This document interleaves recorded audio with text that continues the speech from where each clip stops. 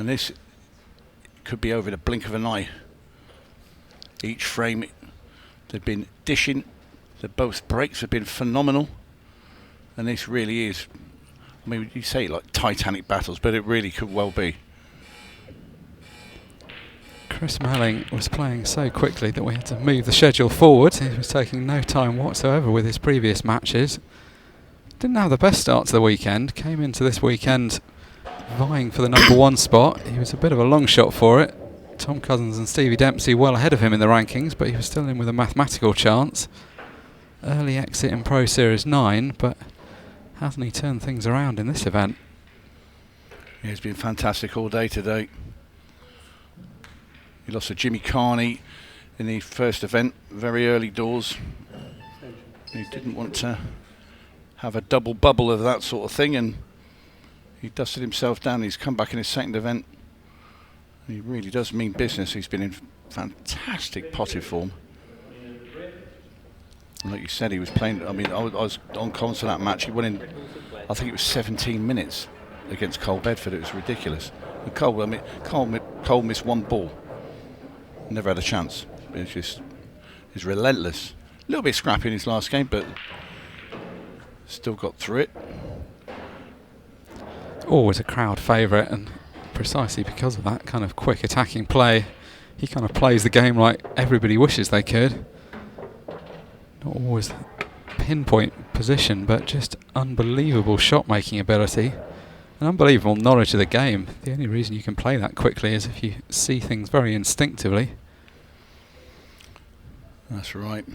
Karl Donahue on the other hand, he came through a good match against Craig Waddingham, and also in great form. There's lots of breaking dishes, and it's great for the crowd to see this sort of play. Yeah, this is the kind of box office you want at the business end of a tournament. And a couple of cannons at this ball, doesn't want it in. He'll be happy enough with that result.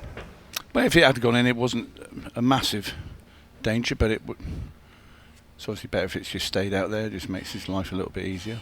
Still going to have to play that ball up the rail at some point in these next two, but just wanted that little angle so he can just pop the cue ball out and have a long red into the other bottom corner, and you can see there in the overhead the black wall pass into the left-hand corner pocket. And this has just been in the manner that Melling has played all day. Just relentless when he's in amongst the balls. Massive break as ever. I thought he would have just hit that a little bit firm and got the cue ball off the rail.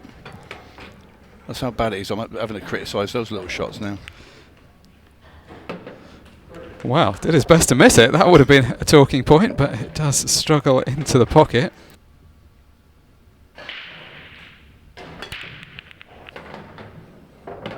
Well, that'll work. 5. Any more takers? Yeah, that was a poor break, wasn't it? 3 yellows, 2 reds down. I believe these two players have only met on one other occasion. I think Melling was the victor.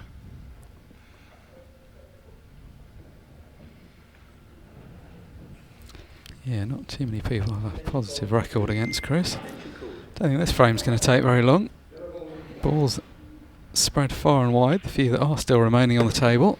I'll tell you one thing, Mark, and I was talking to Oli Bale earlier. He's obviously in the other semi-final against Shane Thompson, and he was saying he'd love to be in a final with Chris Melling because he's never played him in all these years. That's actually a very surprising statistic, isn't it? Given that Unbelievable. they've been ranked 1 and 2 coming into last season, so you would have thought they would have played a few times on Ultimate Pool if not on any other tournament series. It was quite funny because as he was saying that little comment, Chris Melling actually walked past and he said, yeah, that's because you don't get far enough into the tournament to play me. Stevie Dempsey there in shot. What a season he's had. Titles galore, chance of the number 1 spot. Just came up a little bit short in that quest this weekend, but he's got to look back on an incredible 2023. Well, if Chris Melling breaks like that for the rest of this evening, this is going to go very quickly.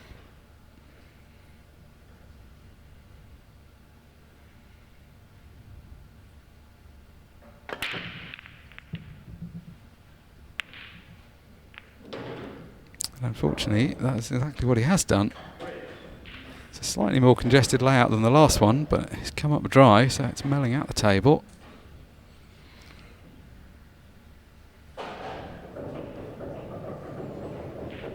It's been quite a performance from the Irish contingent this year. Stevie Dempsey obviously leading the way, but some other great Irish players has been over the years, Tony, I'm sure you can relate to. Yeah, indeed. Always been a real hotbed of pool. There's some great players just over the water. There's going to be some new ones coming on as well. Pretty sure that Sean Sharkey will be entering the fray next season into the Pro Series. He's been Ireland's captain and plays with obviously Stevie Dempsey and all these guys. Shows what a good side they've got as well internationally. As have Northern Ireland as well. You know, you look at them, Ryan McCarthy, Dylan Leary. You've got the young lads coming through now as well. Yeah, fantastic team spirit as well. So many years at the World Championships, we've seen those Irish guys run deep. Big Irish style celebrations, as you'd expect. Little trick shot here, I think. Was it Melling will slide off that yellow and just send a cue ball into red and yellow and knock that one in the corner. That's for later. I just wondered if he just glances off. No, he's gonna take it now. Come up a bit high.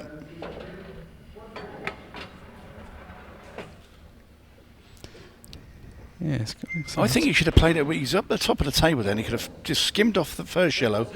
Cue ball hits red and yellow, knocks it in the corner. You can see it goes in there. He'd leave himself on that other yellow to come down the table, and then all his work's down here near the black. Played that very well, though. Typical Melling shot. Had to magic something up. So just looking at the angle he wants to leave and the ball to the I'm wondering if he's looking at playing the yellow off the red into the centre, sending the red into that little plant at the top of the table. How about that? That would be very in keeping with his method of operation. He didn't do it. Not fair. I want him to see him play that shot. He looked at it. Now he's just he's got to be careful because he doesn't really want to pot these both in the same shot. So now is he going to come off the top rail? He's got to be careful he doesn't catch the yellow if he does, because he has to just hit the red alone. And if he screws in, if both yellows go in, he's going to be snooking on the black. How well's he played that? Beautiful shot. Much harder than it looked. It wasn't just a case of Definitely. making contact. Well, it's the touch. I mean, people associate Chris Melling with, blasting finishes in and this and the other, but he's got a really good deft touch, and it just came to light then with that shot. Yeah, it's one of the most important things in pool. I often reflect the same about Tom Cousins. People think he's a big guy that's smashing the break hard, but his touch amongst the balls is exceptional. Absolutely. Need to have all the tools in the locker. Wow, good clearance in the end from Melling. It's relentless. What's he got here?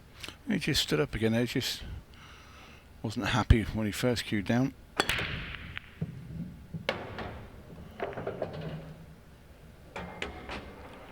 Oh my word, just look at those reds. What a good break again by Melling. And the reds are just at Chris's mercy. The hardest ball probably on the table would be the black. But Chris has already planned his route.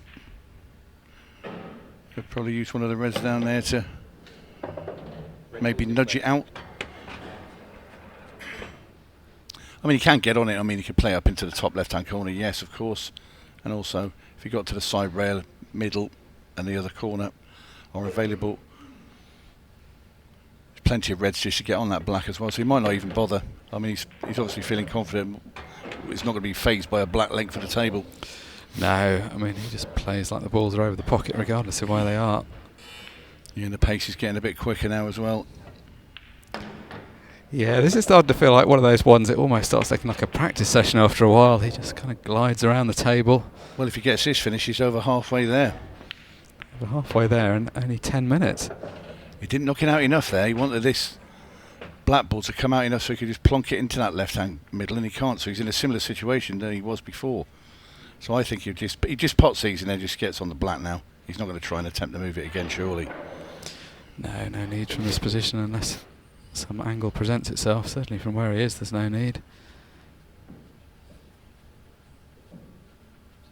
It's almost like a challenge for himself, isn't it? It's such an easy finish from a player of his calibre that he's just thinking about ways he might perfect it.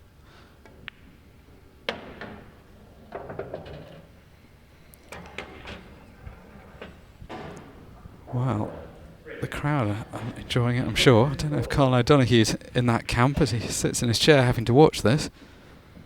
He's got to be a bit careful with the cue ball here. Just going to drop this in very gently. Now then, does he take it in the middle and just rub into the black ball and knock it past that yellow, or does he go in the top corner?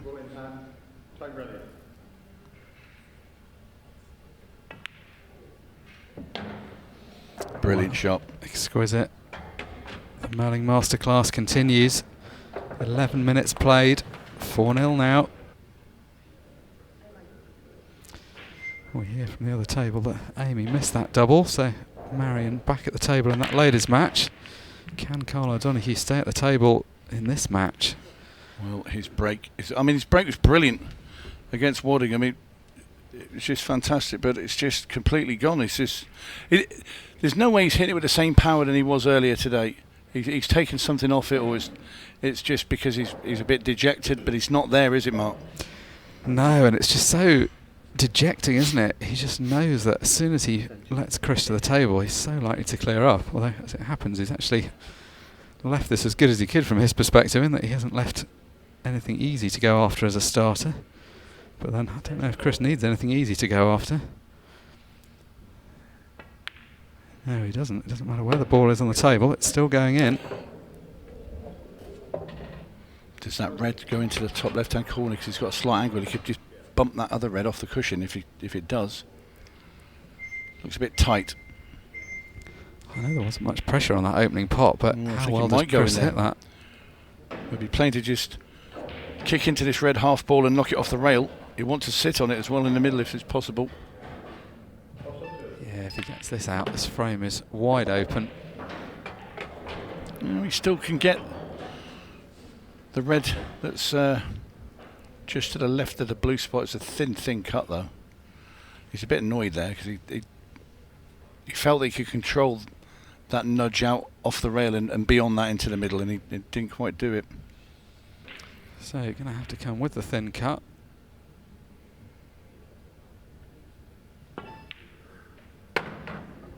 Nicely negotiated, and importantly from his point of view, he's controlled the white. Savage. Absolute savage performance this is. I mean, you can't play Paul any better than this. One of the best players in the world at the top of his form. Well, that's his awkward red there that's on in front of that yellow. He's on that. Just looking now where he wants to be. He doesn't want to be on the cush because he wants to be able to get to enough of the cue ball so he can dig it back for the other red, which will be his last one into that bottom right hand corner. And there you see he's just come away from the rail. In fact, he could actually just roll this in, top it through and play the red into the other middle. That shot's available as well.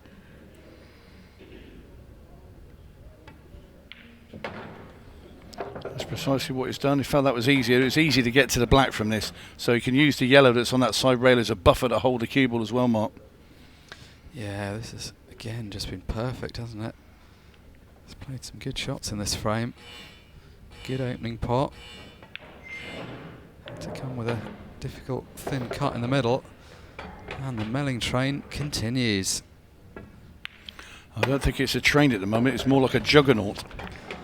So, can he replicate the amazing breaks we've seen so far?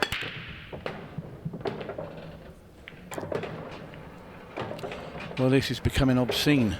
Well, he's let himself down slightly by only potting 4 balls on that break. I mean, can you break any better than this?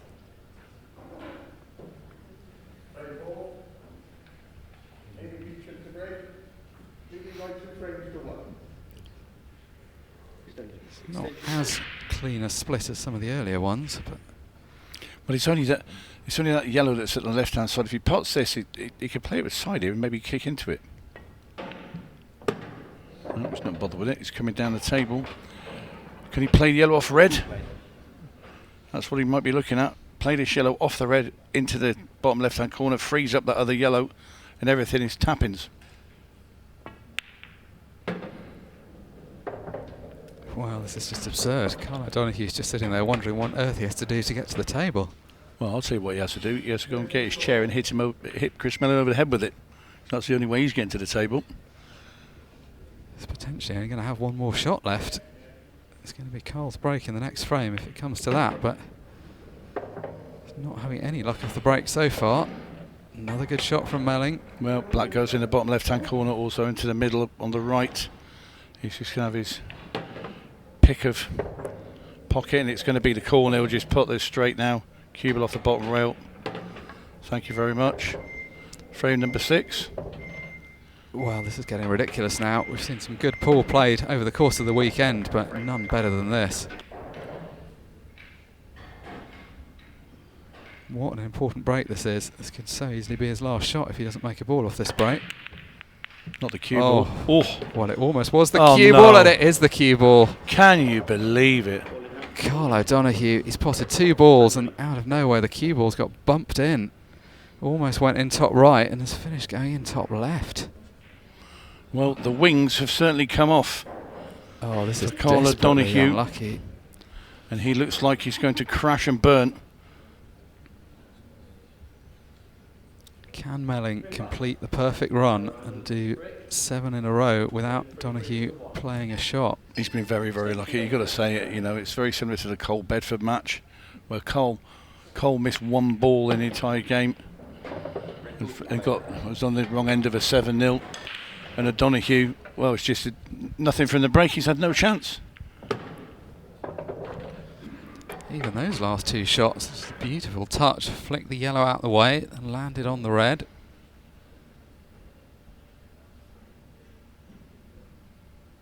Don't think you can do too much with the cue ball, just looking at where he wants to leave it. Well, he's going to come off the cushion first.